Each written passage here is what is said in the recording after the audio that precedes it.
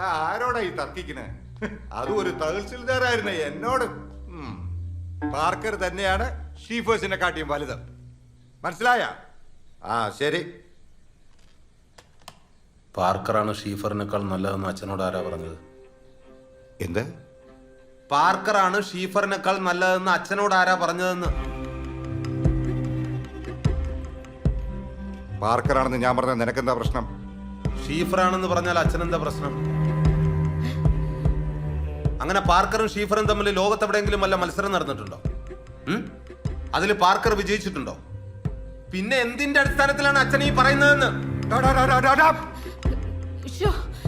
ഞാൻ നിന്നെ പോലെ അടിസ്ഥാനമില്ലാതെ സംസാരിക്കുന്ന ഒരാളല്ല. തഹസിൽദാരായിരുന്നടാ, മനസ്സിലായ? അല്ലാതെ നിന്നെ പോലെ ഒന്നിനും കൊള്ളാത്ത ഒരുത്തനല്ല.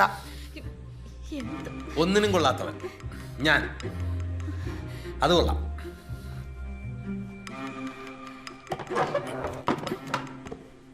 അത് കൊള്ളാം. കൊള്ളാം. നിങ്ങൾ കൊള്ളാവുന്ന ആൾക്കാരായതുകൊണ്ടാണല്ലോ സ്വന്തം മകൻ ഐസിയുയിൽ വെന്ത് മരിക്കാൻ സമയത്ത് നിങ്ങൾക്ക് രണ്ടുപേർക്കും ചേർന്ന് സെക്സ് ചെയ്യാൻ പറ്റും.